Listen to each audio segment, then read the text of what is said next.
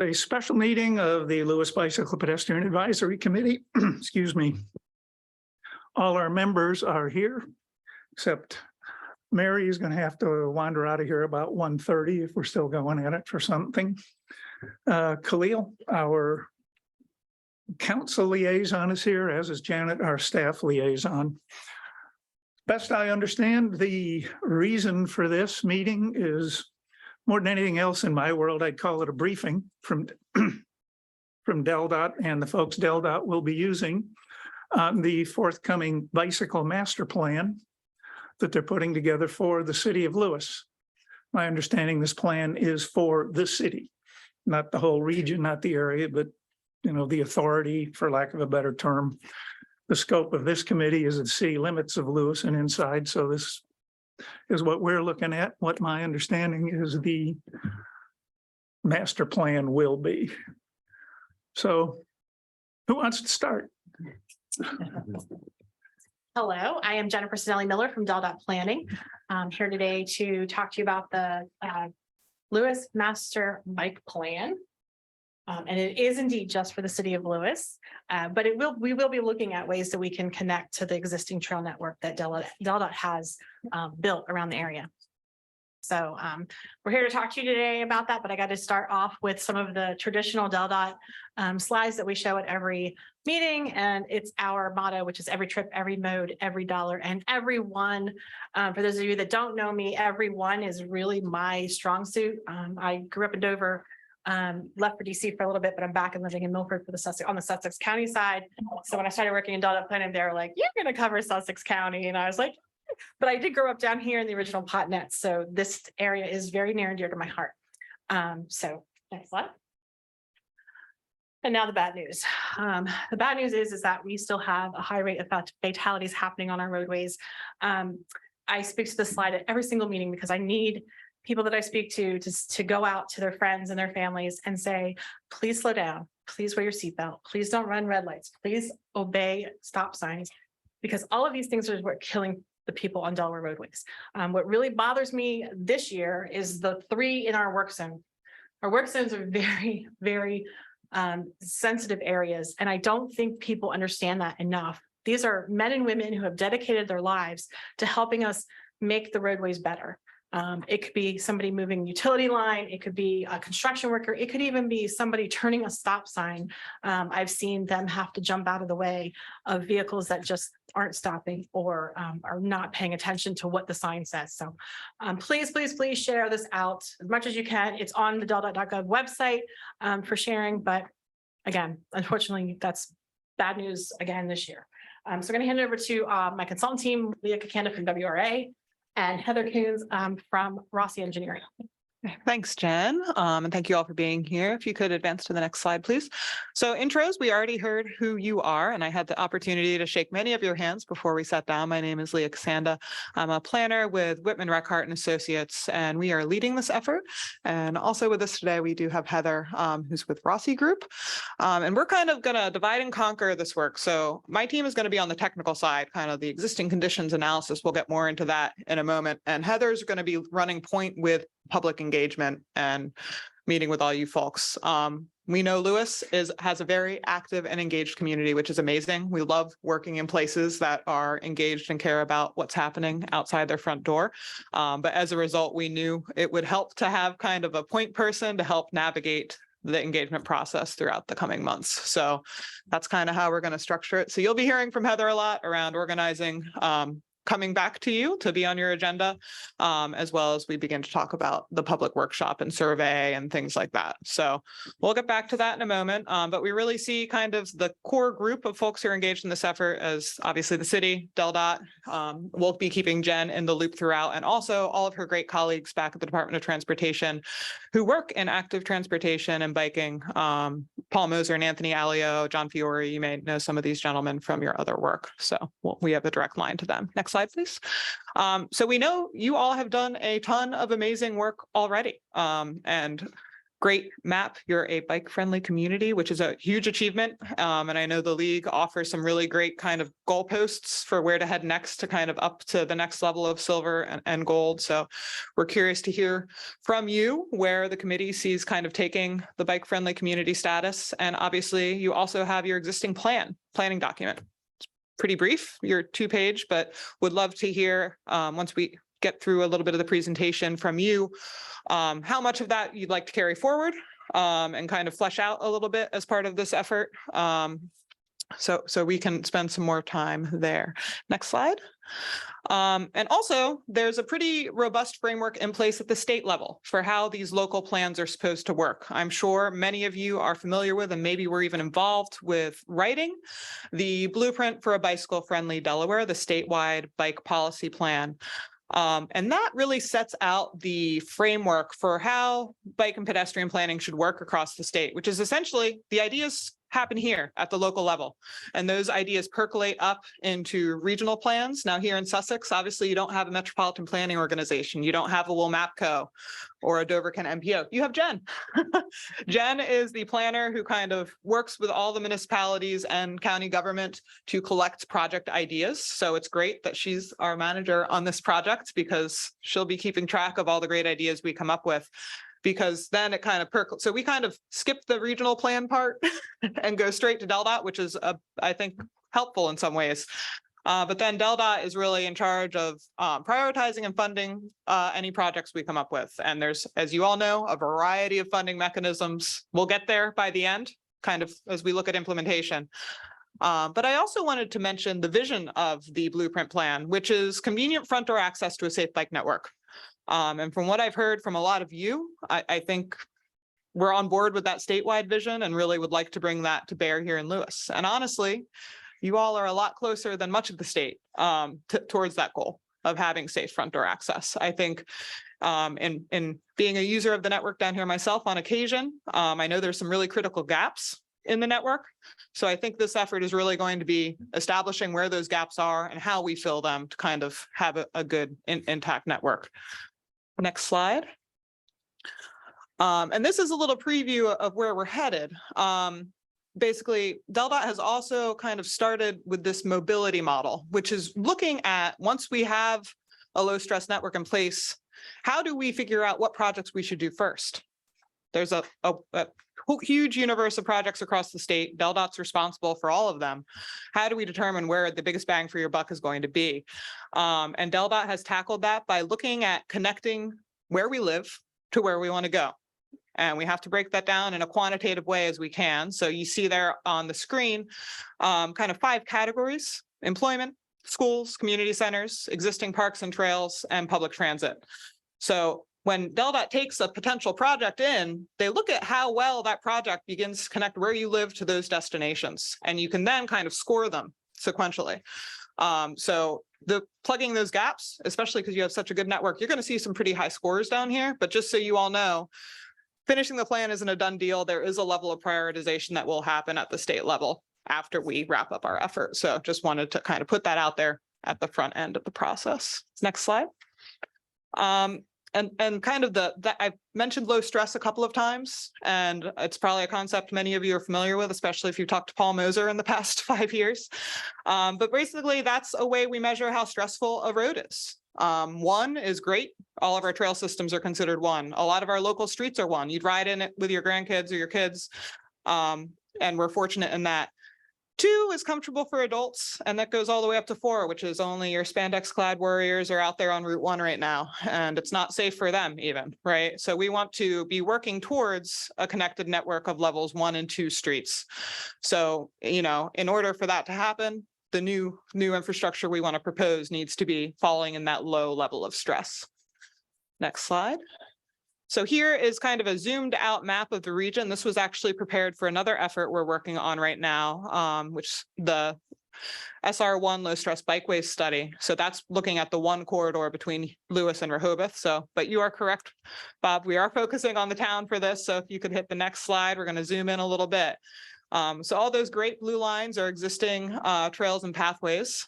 and you can see the dark green streets are those nice low stress streets, and you see some high stress orange and red streets that function to create those barriers we're talking about.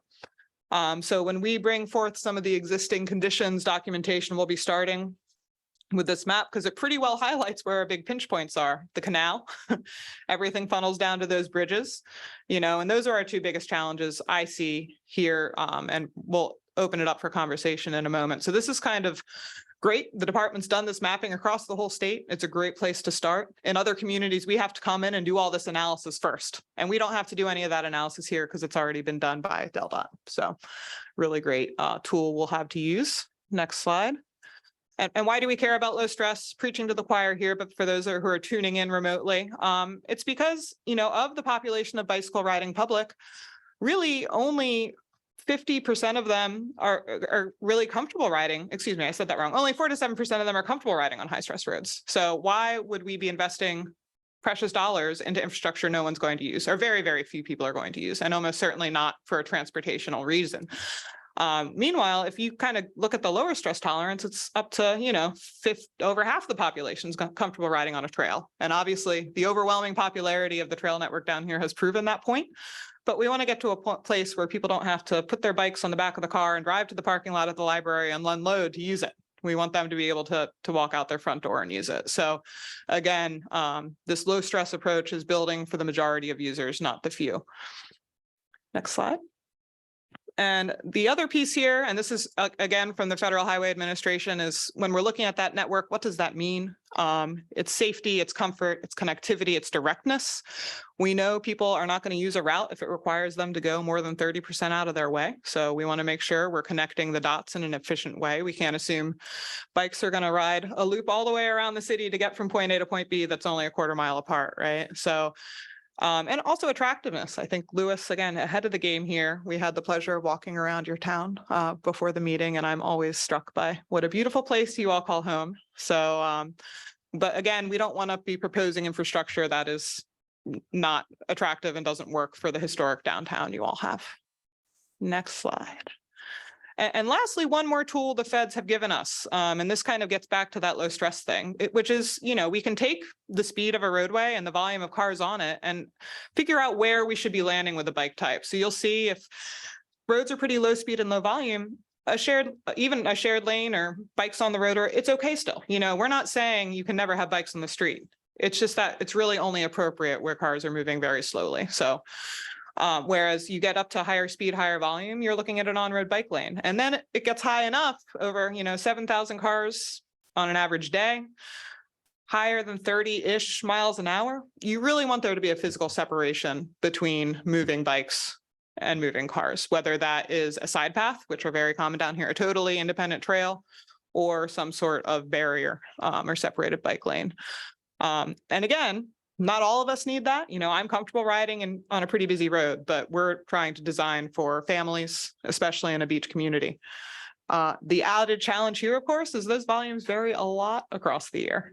We're dealing with a very different situation during our peak summer months than we are during the majority of the year. So that's something else we could even look at, is how we respond to the congestion that is all modes of transportation in the summer. Bike parking, I know, is a big challenge. Some other things. So we can get into all those supporting things as well. Next slide. All right. So I mentioned that existing conditions analysis a little bit, and I'm going to turn it over to Heather momentarily. But we will be starting with that DelDOT level of traffic stress data, all the mapped trails and pathways, also pedestrian facilities, because there is an intersection here, right? Bikes turn into pedestrians at some point on their journey, and vice versa.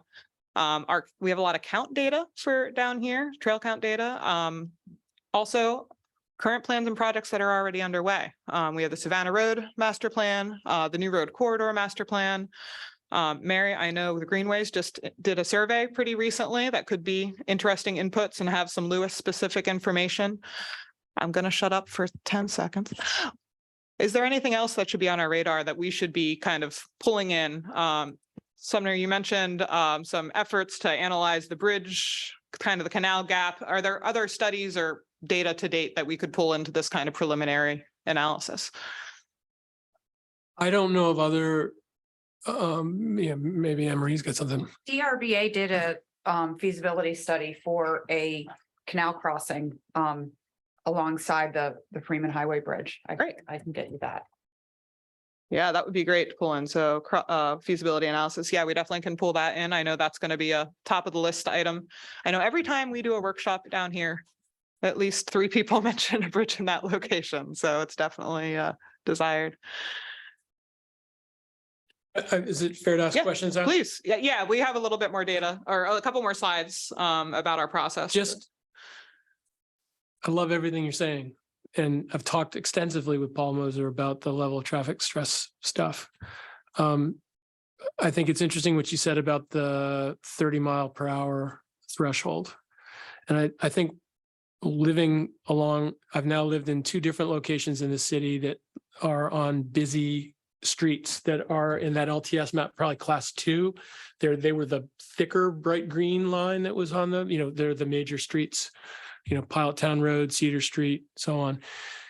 I think the issue there is we may have a posted speed limit of 25 miles an hour, but not everybody follows that. And I think we have a fairly high tolerance to allow those speeds to exceed 30 miles per hour.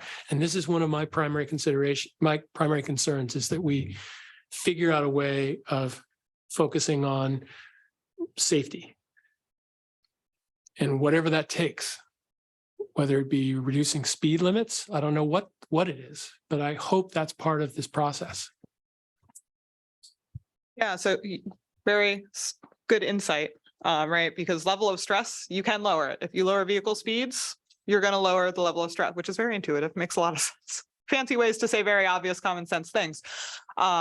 So another thing that we might consider as part of this is kind of a toolkit of traffic calming measures, which are ways to slow down cars, because there's going to be a lot of streets maybe where we don't have the width and the right of way to have a designated bike lane without drastic property impacts, which, as we know here, may not be a non-starter for a lot of reasons. So are there other ways we can kind of slow down the cars, especially as they come into city limits? So we work with Jen extensively with DelDOT's traffic group, who kind of works on those efforts. DelDOT does have a traffic calming manual. You can go online and look that up when you get home for kind of the tools in our toolbox that are endorsed by the department.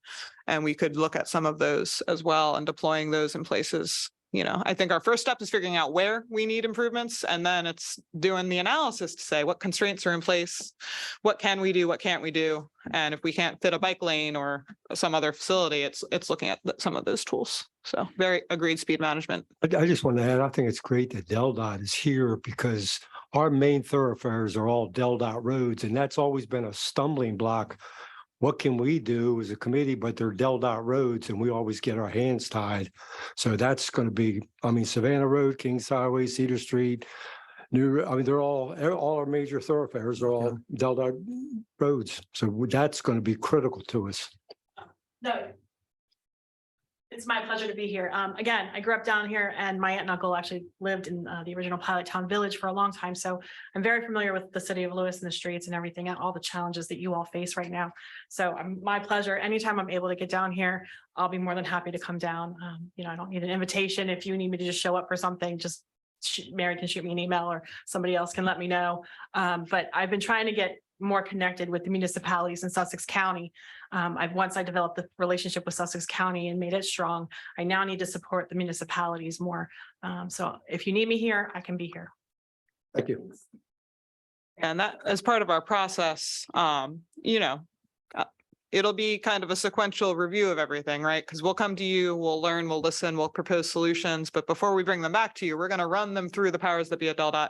We don't want to be in a situation where there's recommendations in a document that are not implementable, right? Which I think those of you who have been around Delaware for a long time and involved with other planning efforts has happened historically, where maybe you aren't asking for the right level of oversight. So we'll be sure throughout this process and with Jen's guidance to kind of make sure that we're recommending implementable solutions that are going to have consensus. So when you all are left with this document and interacting, Anne Marie and Janet with the department, that we're working in lockstep. All right, next slide. And Heather, I'm going to hand it over to you to talk about kind of our process here. Right. Good afternoon, everyone. I believe I spoke to everyone, said hey. It's nice to be here. Thank you. So the process for beginning the development of this plan, initially, obviously, we need to collect the data. So we're going to be reaching out to you to talk about your visions and goals for this plan. Leah and her team are going to be working on the existing conditions analysis, what is currently here that we need to take into account prior to developing the recommendations, and then also looking towards the public via a public survey and eventually a public workshop in June to get information from them as well. Once we have all of this data, we're going to take all that into consideration and work on the development of the recommendations for improving the bicycle facilities in the city of Lewes, excuse me. And obviously working in coordination with the committee throughout this entire process. Once we get those recommendations sort of narrowed down, work to, again, with the public, present those to the public, get their additional feedback again, and then work towards the end, which would be in the fall, to finalize those recommendations and then the plan itself. So next slide, please. So our initial schedule right now, we are in the middle of March, believe it or not. Yay, spring. Working on the draft vision and goals, and we'll open up to the floor here in a minute to ask you what your visions and goals are for the plan. Working on the draft public survey, beginning the existing conditions analysis, determining a date, the format for that public workshop. April, continue to work on the existing conditions analysis, finalize the public workshop details, present to you all the existing conditions analysis and the draft of the public survey to make sure that it is in a format that is going to work for Lewes. And then towards the end of April, launching that survey and advertising the public workshop. And then in May, finalizing the existing conditions analysis, finalizing the workshop details and materials. And then in June, have that first public workshop, get the feedback from the public, and then work towards at the end of June to finalize finalize that feedback. Next slide, please. Visions and goals. So the purpose of vision and goals are to provide a clear direction for the development of the plan. The current plan's purpose is to create a community that encourages people to do more walking, bicycling, provide safe, continuous pedestrian and bicycle network. The plan vision, again, the word safe pops up there, adopting a healthy lifestyle. You said to me before the meeting began, that's a perfect vision, is having everybody come down here, drive, park their cars in their driveways and walk and bike. That's it. They're not using their cars. So what is it that you see? Where is it that you want this plan to go? What is it that what is the purpose of this plan, I guess? So These statements from your current document are good. Yeah. We can run with these. Just wanted to make sure to stop and check with you all if we want to refresh these, update these, it's up to you. We can work with this though. So Talking about the comprehensive plan from last updated 13 years ago. We have been talking, it hasn't been a priority, about rewriting that thing into a charge for the committee more than a plan. But hasn't been voted on. It hasn't yet come to fruition in any way, shape, or form. I have a question. And thank you for that. That was very comprehensive. With regard, you referenced, obviously, in the summer months, bicycle traffic increases exponentially. And I don't know if we have I don't think we have data on this, but it seems to me that visitors who are here probably are not as familiar with the trails as people who live here year round. And I'm wondering if part of what you'll be looking at will be signage, things like that, that are helpful to those who are unfamiliar about the rules as well as the actual pass. I mean, the committee has done a great job over the last few years in producing a brochure with a map and everything, but I'd be curious because it seems to me that whether you're driving your vehicle or riding your bike, if you're not familiar with an area, you're more likely to make a mistake. And so I'd be curious to see about that. And my other question was about the survey. Have you decided how you're going to disseminate that? Is that going to be through the city? How does that work? Ken has lots of input on surveys. So. Lots of exciting things happening in my world. Sure. One of the things that I've been pushing for the past 2 years is called public input. And what it has done is created this public engagement resource that exists online. And what we'll be able to do is pull all of the people that are in the city of Lewes into this a segment and market to them, right? Like, so people can sign up from anywhere across the country. And then they would be considered part of Lewis's segment. We can then advertise out to them. We can do the surveys out to them. We can do, we can even provide, like, I was thinking when you were talking about how you do like the maps and stuff, we could even do like a treasure hunt, like kind of search and find these locations on your bike, right? And get like a punch every time you go to one of those locations, and there's some kind of reward, at the end, but we can publicize those kind of things. What public input does is it allows me to push marketing out through Delta's Facebook page. It can go posts on Twitter feeds. It can do emails that are coordinated and targeted to certain populations. We just created segments for Spanish and Haitian Creole translated materials and documents. So I mean, this segment, this new platform that I'm utilizing for public engagement is phenomenal. So we will get a lot of information out there. But how will that be? How will citizens of Lewes and others know that would it be on us to advertise it? And I'm going to put a link up on all you're going to need to do is put a link up on the city's website. We actually, all the stuff we send out, it's being sent out as Delta, right? So we would say that it's the Lewes bike master plan, and it would just go out everywhere we could possibly get it. So, I mean, people will pick it up, the news media will pick it up, local. Oh, so you won't be sending directly to, residents as well as property owners? Absolutely. They will be, okay. Pulling census data in as well, so it allows us to target demographics, and so we can also target by zip code, area code, which 302 is everybody's area code, but for the most part, we can target like, hey, anybody that lives and works in this area of Lewes. We could even drill down into like neighborhoods if we wanted to. Okay, so you're pretty comfortable after all what you've done in the past, that there won't be a lot of people saying after the fact, oh, I had no idea about this. No, and that was where I was coming from, was like, people just don't know. And honestly, as a single working parent, nobody has the time, right? Like, I get that. And like, so, and anytime, that's why I've made sure my team has been awesome in bearing with me, because I will not let go of the virtual meeting. I will be in person and virtual. I've made it work to do both, and everything I do is posted now online. So if you don't have the time that night, you can go back and watch it. Somebody just called me today that they just watched the meeting from last Monday for the quarters committee that we were doing. So yeah, I'm very much headed for keeping people plugged in as much as possible. Great. Yep. Thank you. Thanks, Jen. If I could follow up on that and the first part of your question, and then Glenn, we'll turn to you.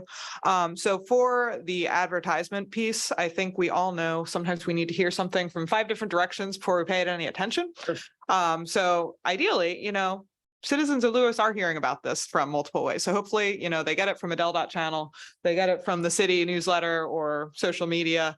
One thing we've had a lot of success with too is doing QR codes and links in kind of corrugated boards on the trail. So fortunately, we have a group here. I'm not going to say I'm going to do it, but we can get you with the materials you need if you can mobilize some volunteers to get out and post some signs at likely locations. We can do that. So part of the thing with the survey is we hope to have a draft of that up and running for the spring, and it can stay open pretty much most of April, all of May, up until the workshop, and even through the end of June. So we can have this thing available. So it does start to hit the beginning of the summer traffic too. And we'll ask, and we can inventory, and actually the public input tool can pick up on where people live and work. Obviously, residents may have different feedback than visitors, to your point about signage. And to circle back to the signage piece, our recommendations aren't all going to be just physical infrastructure. I think that's going to be a piece of it, but also programs and policies that may need to change are going to be another piece of that. So, and bike parking, bike signage, it's going to be holistic and it's going to be driven by you all and the public. So we're going to really be ears open. Now, whether or not it's DelDOT doing the implementing is another thing, right? Some trails may fall in DENREC's purview, some may be DelDOT's, some of the on-road infrastructure, if it's on a DelDOT street, maybe in their wheelhouse, but if it's on a local street, it's going to depend. So, and with signage and things like that, who's the one out there installing these things?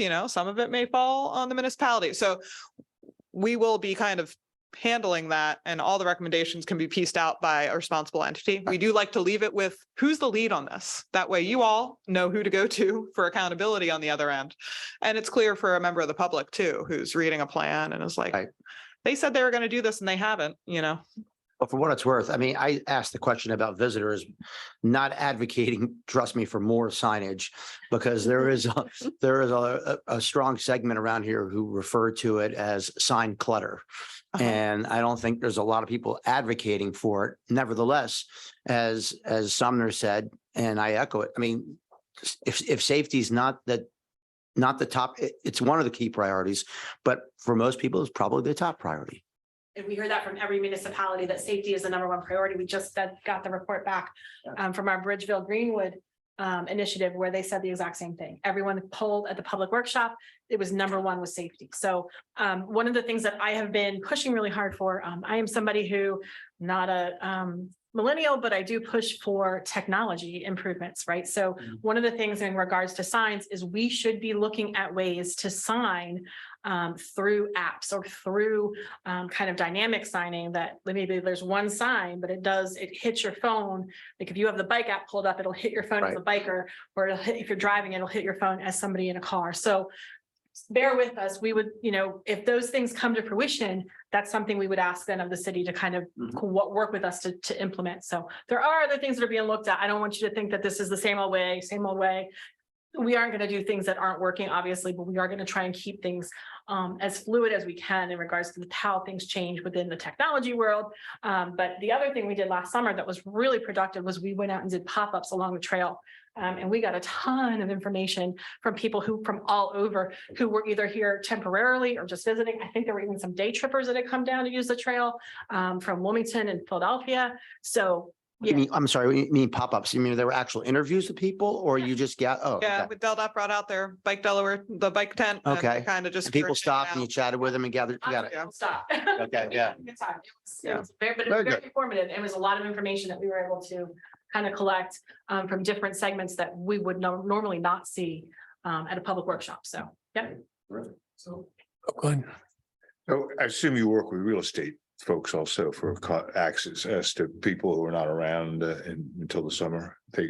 We do have actually Stephanie Moody, who runs the local, what's the name of her organization?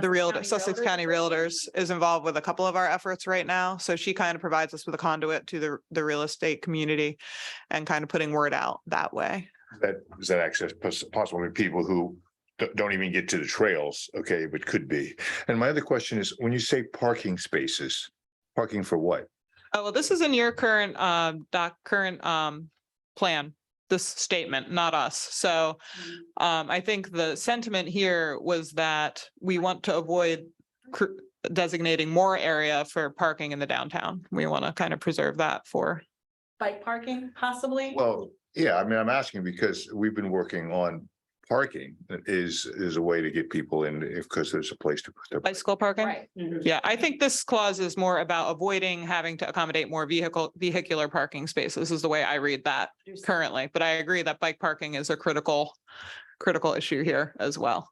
So, yeah, we just put these up to kind of reflect the plan vision of the current 2-page plan document you all have as a starting point. Yeah, that's yours for now. And I read that as a vehicle parking. We're hearing that you want to reword this or maybe come up with something a little more substantive, where it's more of a strategy with some goals for you all. Is that what you're looking for?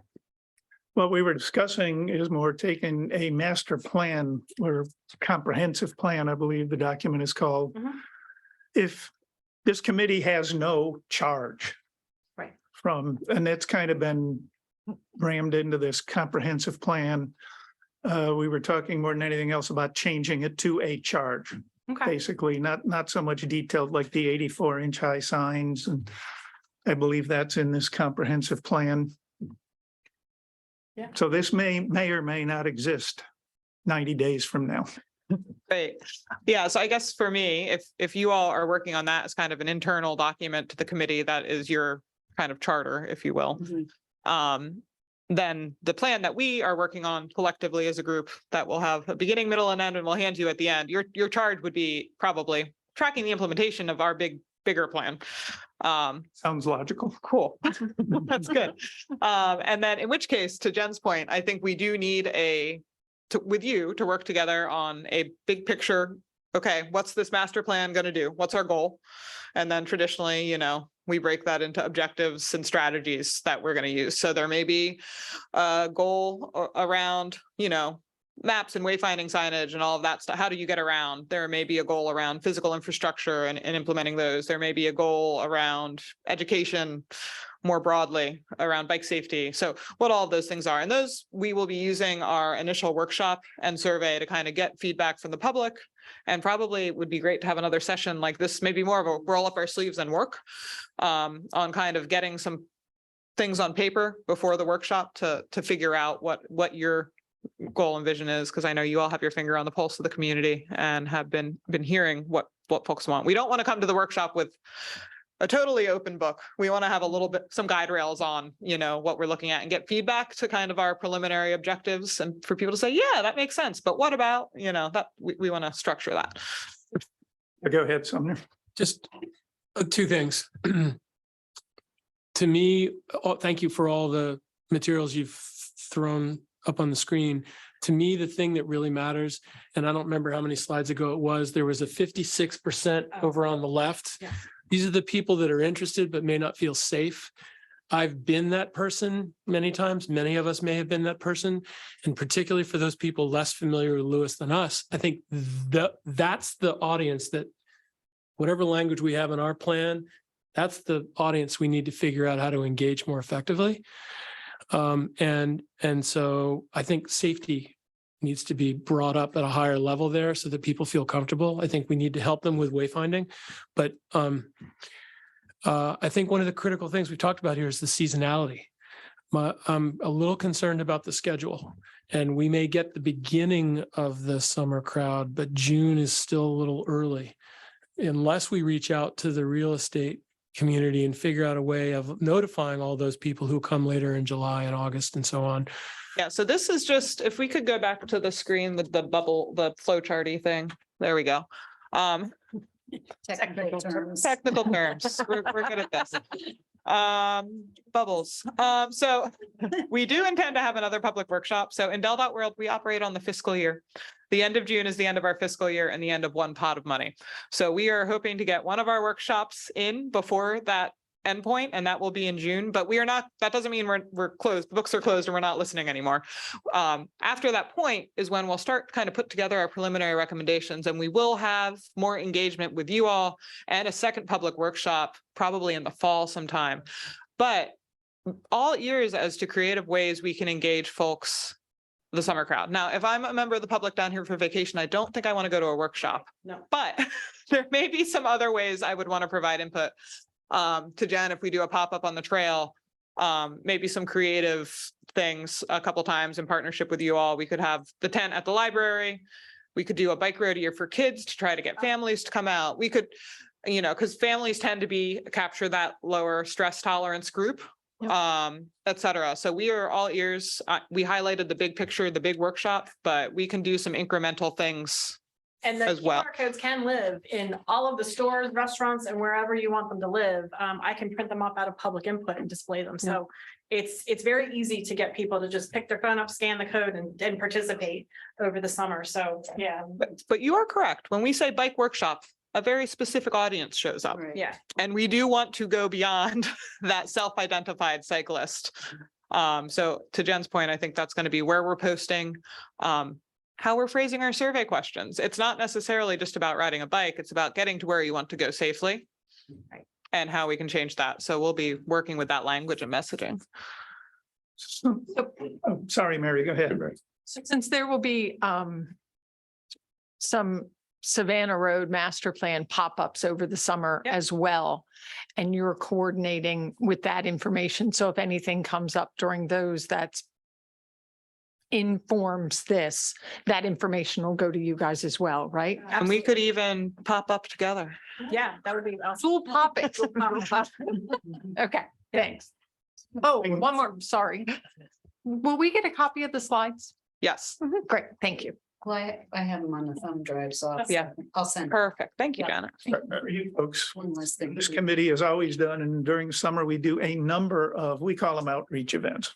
We go out, we set up a table out in front of the farmer's market, Lupin for the library, Juneteenth we're doing this year, the police night out.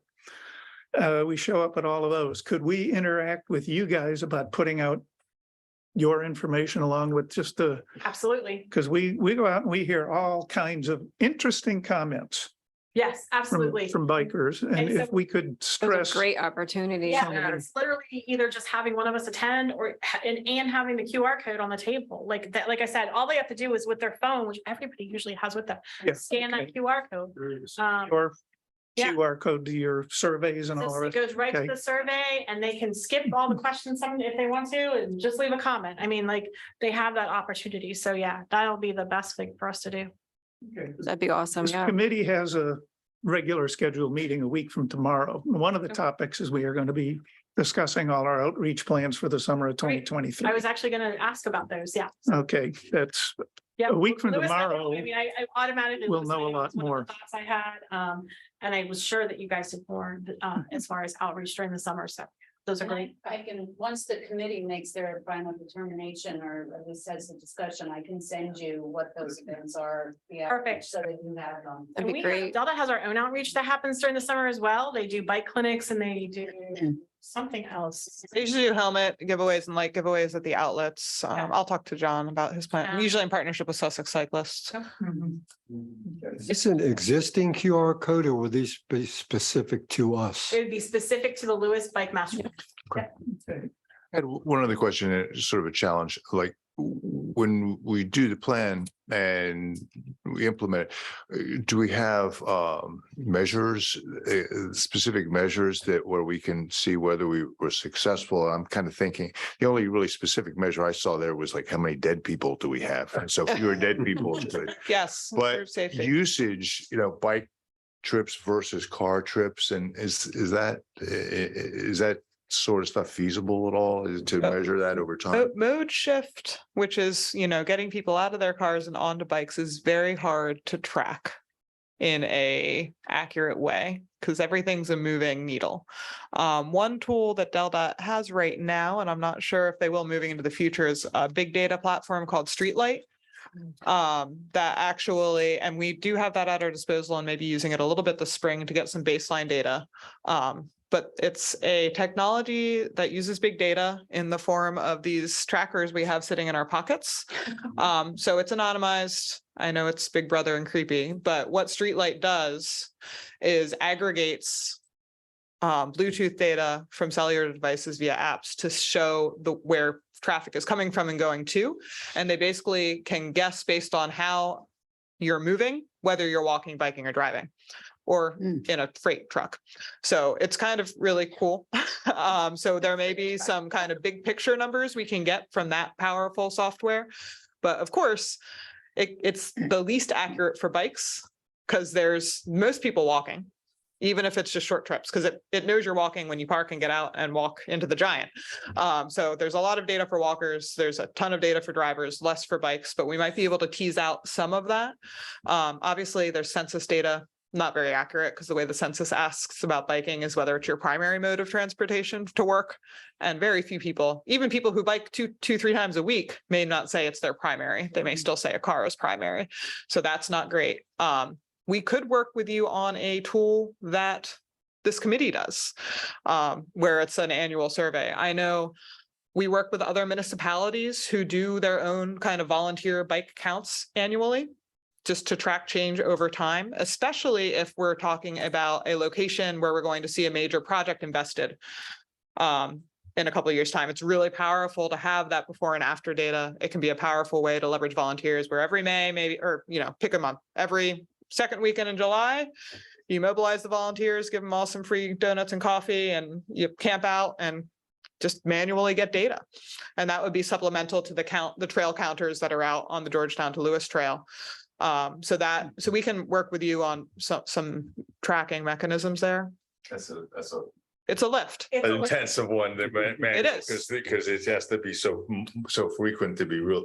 Yeah, it would be a year over year kind of thing. But other than that, I don't know if the town, you could do an annual survey too about changing use of bikes over time, but But in the interim, no easy way. once we're able to identify kind of the lower stress streets and maybe put that on a map for people to utilize, you might be able to put a couple counters out on those low stress streets and see if the numbers go up for you, right, from year to year. So So cameras, you don't use cameras? Yeah, so there's a couple different types of counters, generally with the walking and biking. So you can do cameras that can aggregate it manually. That's a little bit more expensive. The more affordable stuff that I think DelDOT has in hand for temporary counts are the tube counters, the rubberized tubes that you'll see stretched across the roadways. And those can tell the difference between bikes and cars based on how quickly they get struck by the wheelbase. So that can count. So we can work with the Active Transportation Division on potentially deploying those in a couple of locations. There's a couple different tools. Yeah, but that still doesn't get at, are there just more bikes, or are people actually putting down their car keys and picking up the bike? We can have growth of both modes, and we are down here especially. There's just more and more people out. Sorry, we interrupted you. No, you're, this is why we're here, is to have an open conversation. So yes, all good. Next slide. There we go. So Almost done. Oh. go ahead, Heather. No, take us home.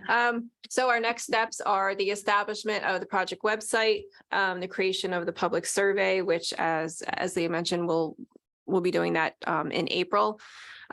Continued committee meetings with you all. The next scheduled one is in May. However, be more than happy to pop in next week. We Monday. figured since we're talking with you now, so I Yeah. guess if we were to do kind of a workshop around vision and goals, how would you all like to do that? In order to be ready for a workshop in June, that would have to be, Probably within the next month or so, Yeah. at least. but I understand you have your regular business at these meetings, so. Well, if- Sorry. I would recommend perhaps doing another special meeting of the committee and just focus on that because of the time constraints to get that information for the public workshop. And next week we do a little discuss that and prepare for the public. Mhm. Yeah. Discussing this meeting is an agenda item for a week from tomorrow. And what I would suggest to the committee, I'll proffer this as an idea. I don't know, I'm not particularly ready to come up with well thought through visions and goals sitting here right now. Mhm. Understood. What I think I would recommend we all do is between now and next Tuesday, we think about it and then we write down what are our visions and goals. Now, Heather, tell me what you want, what we could do with it. We could submit all 5 members directly to you. We could discuss it and try to compile it. We could prioritize, like, give me 5 things here, 5 things here, and then let Whatever Janet is easiest sort it all for out. you. I don't care if I get 10,000 emails. Okay. Okay, well, what might be They'll- easier for they'll all us? get sorted. Wow. You're on Zoom. I don't think I've ever heard anybody say that. But the more information, the better Mhm.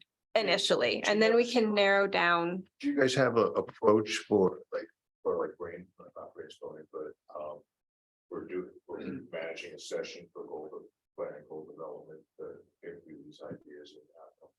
Do you have that you could share with us? That might help. Yeah, we can share some prompts, perhaps via email.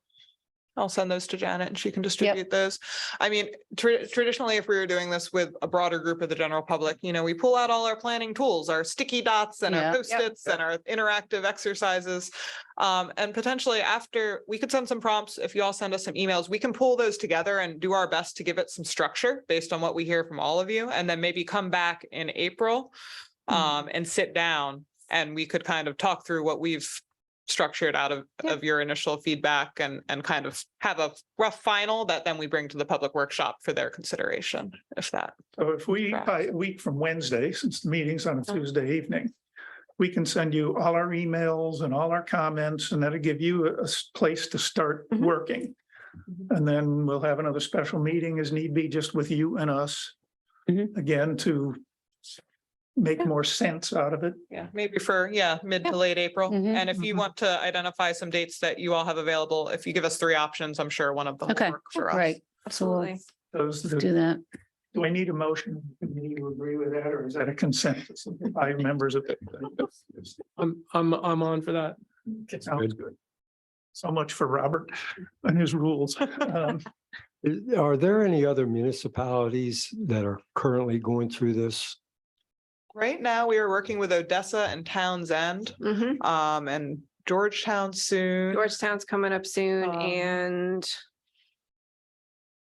But I feel like there's something else you already. Next year.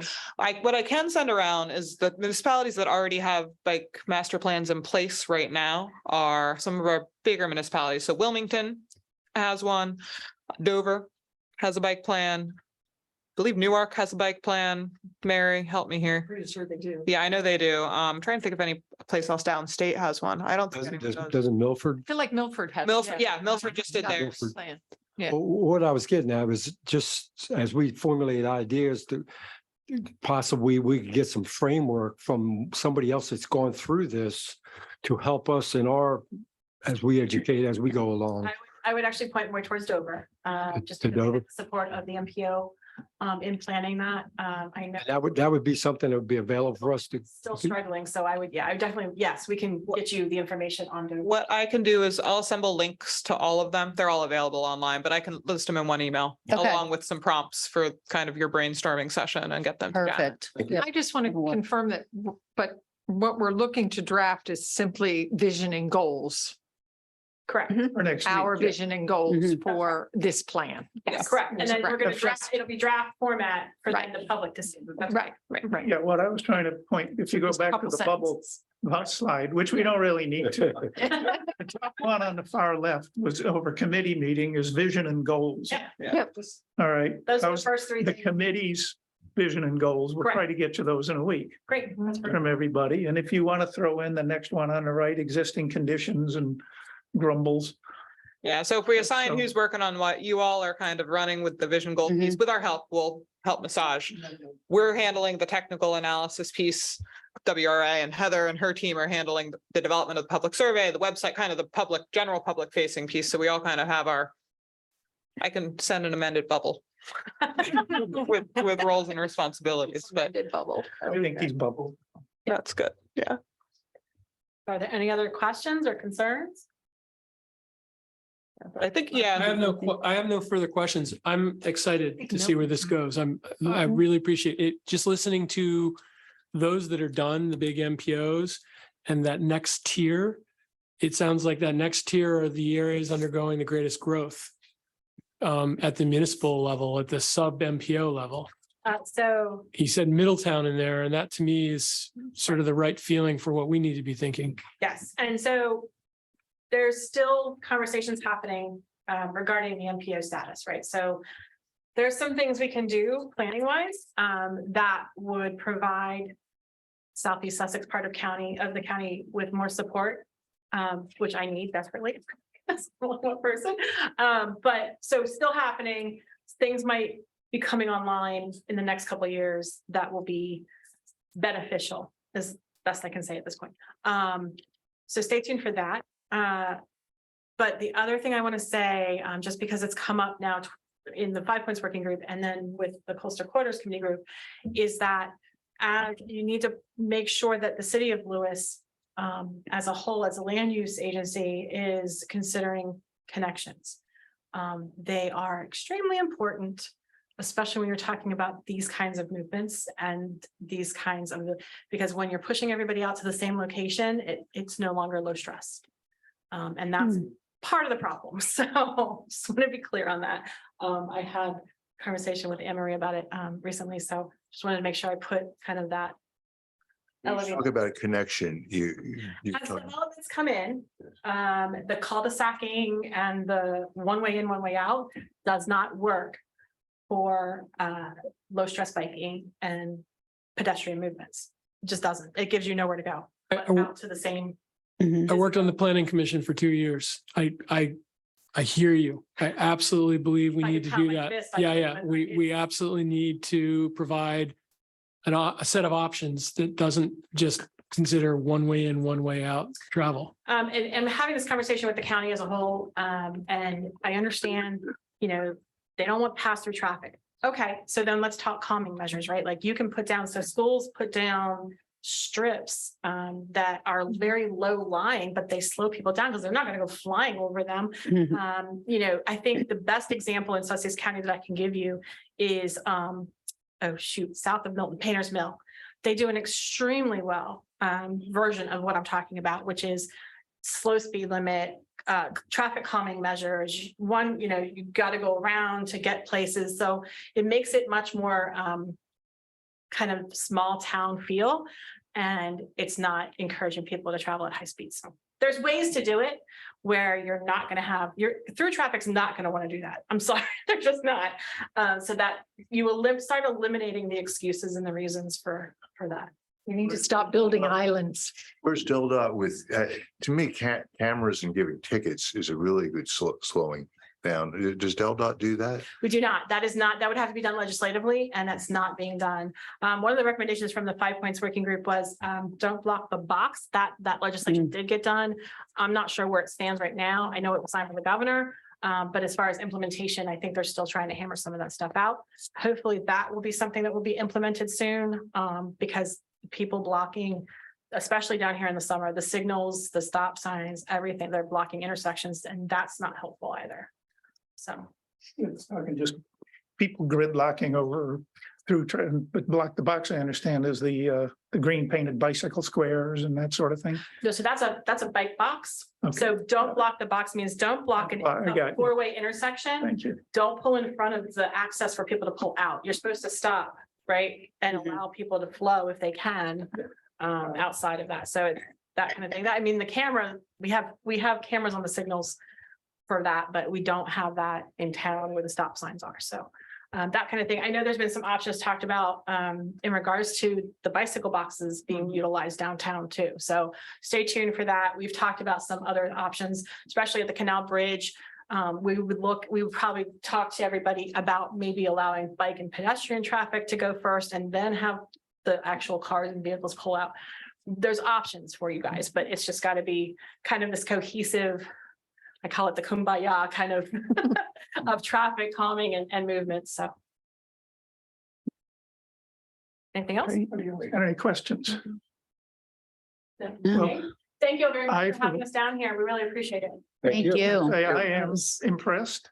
I That's wish we great did this 5 years ago, too, but This is gonna be outstanding. Money, and so what they did, I was like, well, we all don't know what you just did, so. I think It's all the money. No, it's, this looks like something we need in Lewes, and we need it everywhere, really, and we are working with other municipalities to try and make some of these things to have happen. professionals who know what they're doing, figuring things out, and Well, helping us. I can at least get it started, right? These are the professionals who know what they're doing, and then, of course, Jeff Niscoda and Anthony Aglio are the true professionals who have built all these trails, so God bless them. At least they're on the cube next door to me, so. Great. Thank you again. Anything else? Thanks. Thank you. Thank you very Thanks. much. All right, thank you I all. say I'm adjourned. Yes, you can adjourn. All right, and Mary, we got